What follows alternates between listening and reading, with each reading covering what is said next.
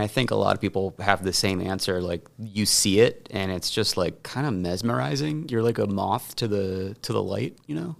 It's just this glowing, like weird amorphous blob.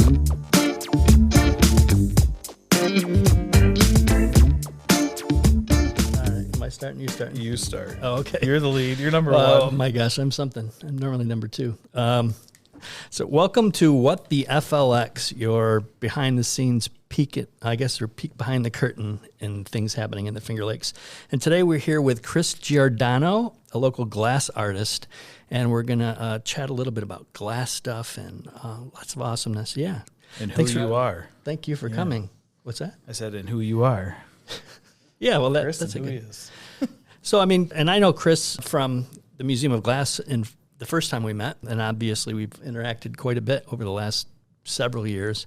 Can you tell us a little bit about your background, I guess, Chris? Sure. My glass career started in college, like a lot of people's do. I actually went to school for music and sound engineering.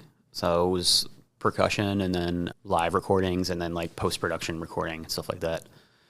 And I had the opportunity to see this guest artist come and do a demonstration at our school. We had this really small hot shop, and he came and made this beautiful 3-part crazy Venetian stem goblet. And that's all it took for me, man. I was hooked. I immediately signed up for like every possible glassblowing course I could, and I've been doing it ever since. It's been about 17 years now, something like that. Yeah.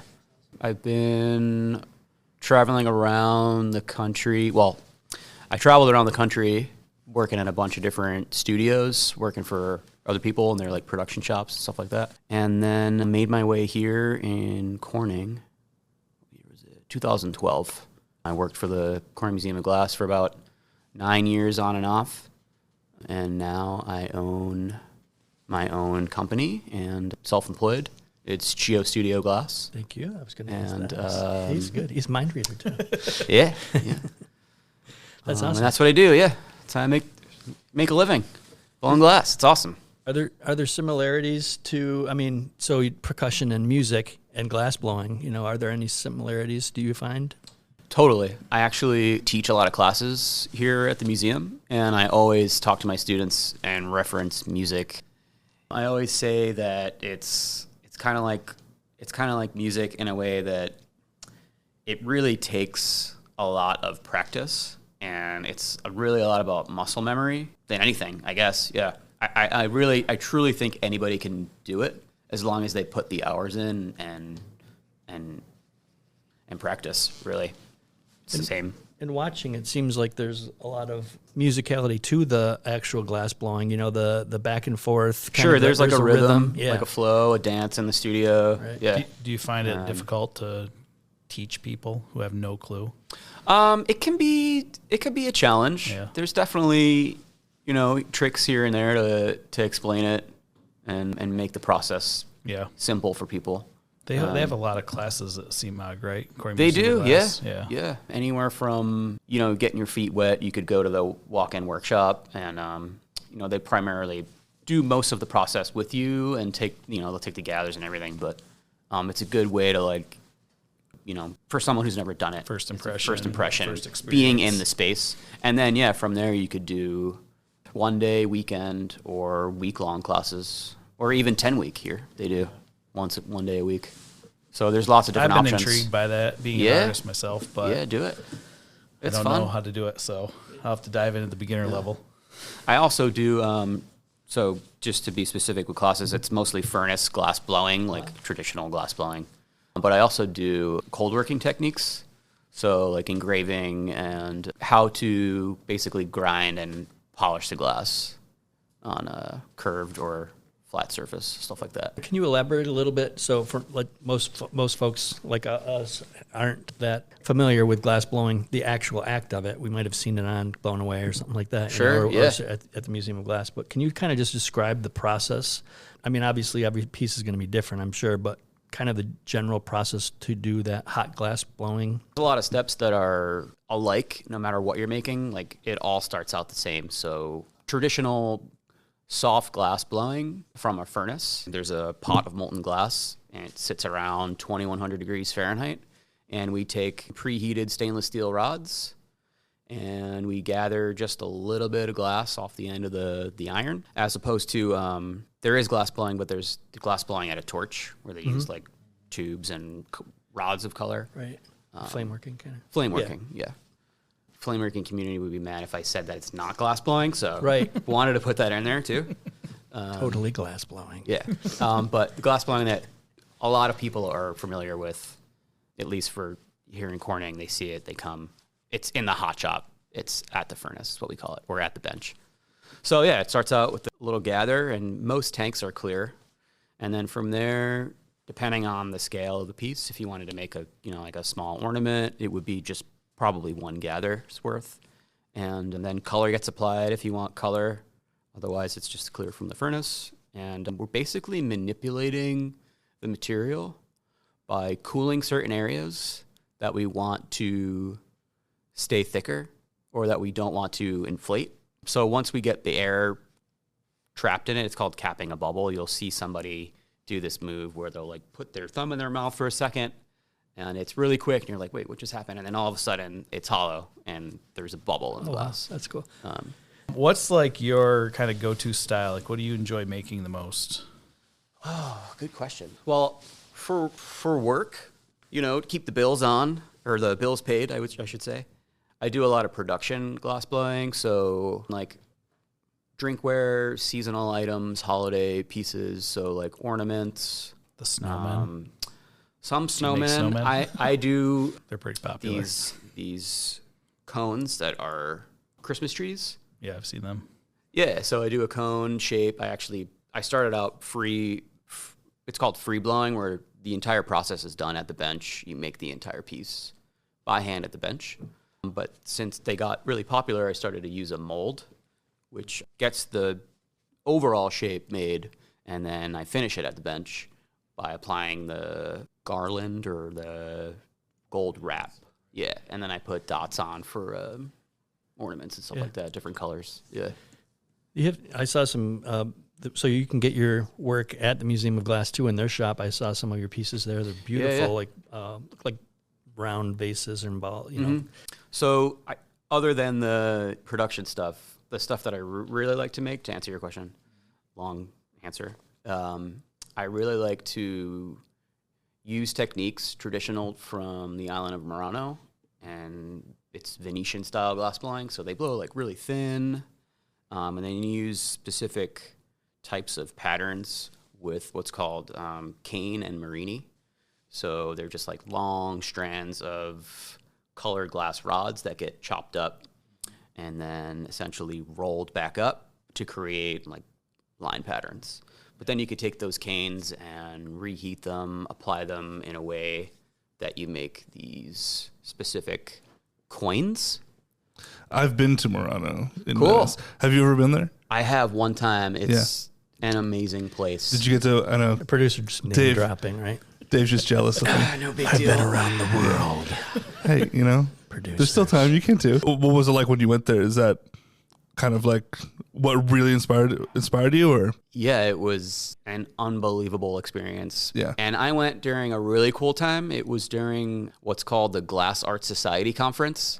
It's held here, well, This year? Or no, it's 2026. going to be, it's going to be 26. here in 2 years again, but they used to do it before all this construction and pandemic and whatever. They used to have it in Corning every 4 or 6 years or so. So it would be all around the world, and then no matter what, they would come back, and Corning would be a hub for it. So it was really cool because it was one of the first times in Murano that they opened up the factory to like a lot of glass blowers, and you were able to be in areas that normally were not open to the public for the first time. I mean, a lot of people that I talked to there, it was pretty special for everybody. And they're very secretive about the glass blowing recipes and techniques. Yeah, A lot of them, there are not as much definitely as they used still to. some people that have that, I don't know, ideology, I don't know what you call it. There are definitely people that don't want to share, but then there are a lot of people that are very welcoming, and they were happy to share for sure. Like Lino, who came here from there, and big name, Lino Tagliapietra. huge inspiration from him. Glad he said that because I always mispronounce that. Tagliapietra, yeah. He's awesome, to say the least.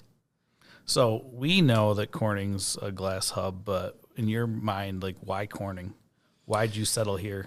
Well, for a few reasons. My teacher at the time, Giordano in college, was a really big advocate of Corning. She came here and took classes every year, and it was like my second year learning anything. I was, still pretty green. She really pushed me to come here because of the people and the knowledge that you could get from being around the museum. And yeah, it just felt kind of like the right place to be at the right time. I was living in Portland, Oregon, trying to work at a bunch of different studios, sleeping on a friend's couch, just trying to be in the hot shop as much as possible, making glass as much as I could. And it was hard to like nail a job at the time. Unemployment rate was pretty high. And anyway, it didn't work out too much there. It was a great experience, but I got a phone call from a friend of mine saying, hey, there's this position in Boston. So I started working at another production studio, and I was in Boston for a couple of years.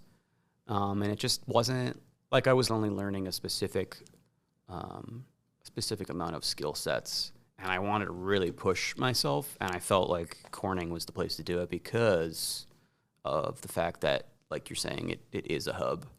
I want to say that's why, because it really is, because there's so many people around the world that come here. Well, and you, as an artist, you want to explore new ways of doing things. You don't want to be stuck in a rut with the same kind of skill sets. And being as young as I was, I didn't want to, I hate to say that, but like I didn't want to be stuck making the same thing over and over again, which is very helpful for, building your hands in the shop and like getting really good at, well, those little moves translate to other pieces. But I wasn't able to, I wouldn't have been able to work with all these people that I have over the years from all over the world, who I've learned so much from. Yeah, it's pretty amazing place. Can we go Long back? Answer. Go Sorry. back to your, when you saw that glass blowing while you were in college.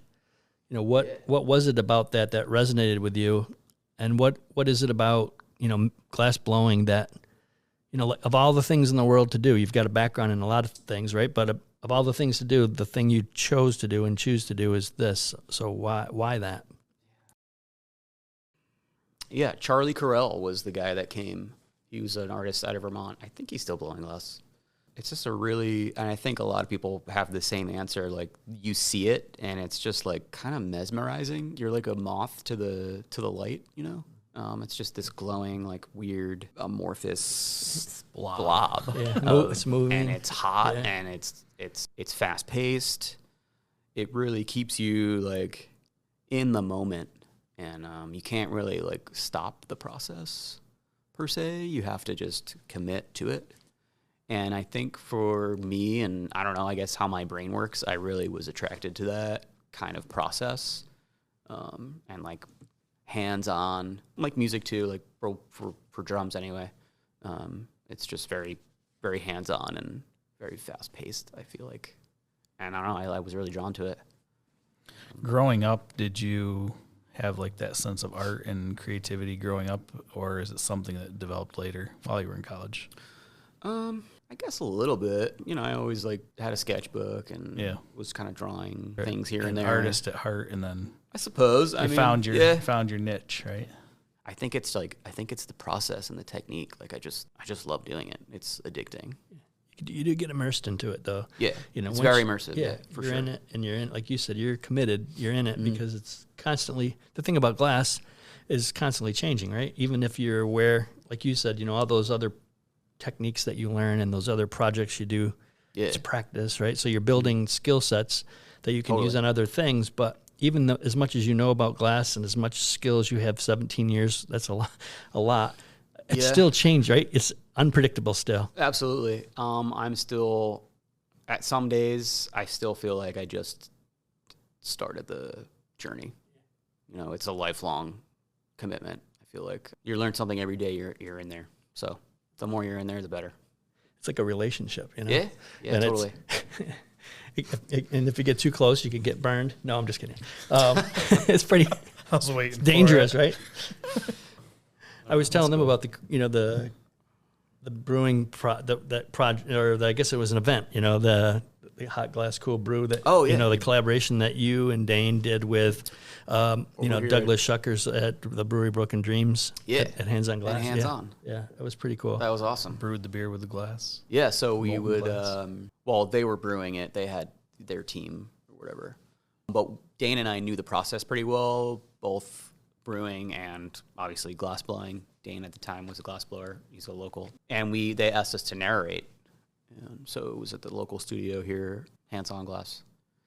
And we were basically narrating and then like taking gathers of the glass from the furnace and quenching it and like dipping it into the boiling brew just to keep it hot. It was awesome. I think they ended up making something from what developed whatever the glass from, piece. from That's still on chilling display it. over there. Yeah, too, I Is it think. still there? Yeah. Oh, cool. And it changed. I don't remember what they made. The beer part of it, the brewing part, changed basically the composition of the glass. So it was very opaque white and very different as far as the flow to it. Yeah. What is the most challenging part of glass blowing, would you say? Aside from having to deal with knuckleheads like us. Challenging. Man, that's a tough question. Everything. Nothing, apparently. Everything. No, it's all really hard. Yeah. It's a simple process, but it's easy to learn, hard to master. One of those things. Do you have to have patience? Yeah, It's absolutely. a master. I can't do it. Yeah, I can't. You have to I don't have patience. that. It's like one of the hardest things you need to learn, and you need to do it first, is to get it out of the furnace. And it's like, if you're not in and out of there, like, I mean, I've been doing it for a long time. Like, it's still hot, like, but you just do it enough that we don't get burned. Can you overheat it? Glass? Is that a thing? Certain glasses are more susceptible to getting, like, we'd call it, you burned it a little, like, which it like bubbles. But that more happens with like a torch. And those flames, and the difference in the flame that you would use in like the reheating chamber or the glory hole or whatever you want to call it, is another 2,000 degrees. It's 2,100 degrees in the reheating chamber, and it's about 4,000 degrees Fahrenheit on those torches. So you can burn it. You can get it really hot, and then it just like bubbles. So if you accidentally left it in there, and you're like, oh, wait. Like Yeah, something and in the oven. What's going to happen first is probably it's going to fall off center and like maybe drip off the pipe more than by the time. Yeah, if you ever in that realm of getting it that hot, it's going to be harder for you to keep it on there than. Gotcha. You know what I mean? Yeah. What would burning it? What would you say is anything wild, or I don't know, like a crazy glass blowing story that like something unexpected happened, or perhaps you got so close to the end of something and then. All the time. All the time. It happens Yeah. a lot. Crash. No, yeah, it happens way too often. I don't know. That's when I would really lose my wanna- patience. Yeah, I'm trying this again next year. Yeah. you watch Blown Away or whatever, and that's the part that everybody gasps at, but the glass artists are kind of like, darn, but they move right on. And obviously it's difficult to accept, but it's part of the process too, right? I do want to share my glass blowing experience. Yeah, let's hear it. Who was it with? What'd you do? It was with Where was these it? fine gentlemen, and we went Awesome. over to Who's he talking Corning Museum of Glass Hold and on, made our own at the studio. let me flex a little bit here.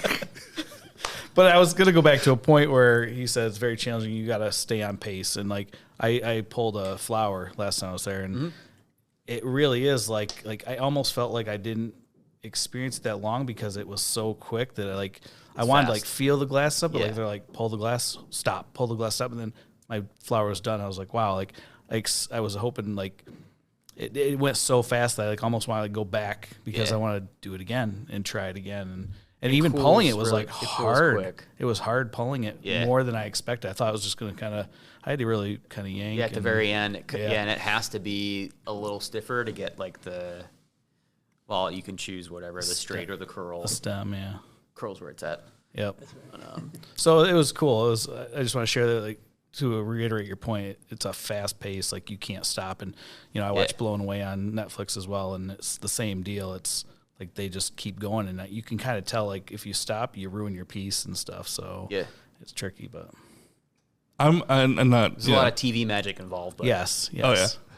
But even being there, watching it in the studio is very like it's very fast paced, and you got to know what you're Totally, doing, and a little Yeah, you don't intimidating. like leave it in the oven and go watch a show or something. I mean, Right, yeah. when you're talking me when about I things cook. burning, that's why I was picturing him over there glass blowing. Like, time for dinner. It's not for me.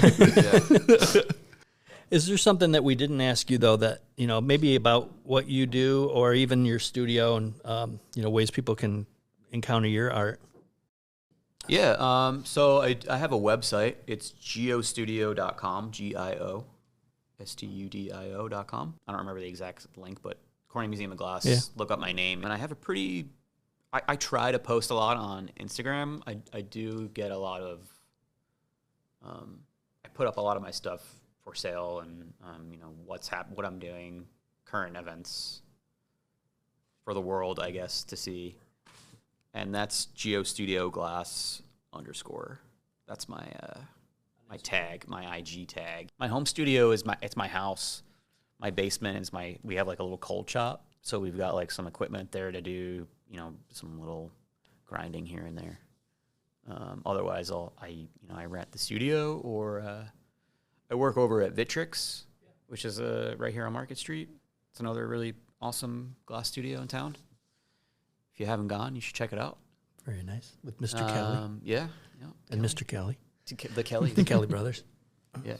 But they're kind enough to let me use their studio every once in a while too, which is awesome. Does that, someday I'll have my own hot shop, but that kind of raised a question because it seems like I've seen you in action with Dane and even with Rhodey and stuff.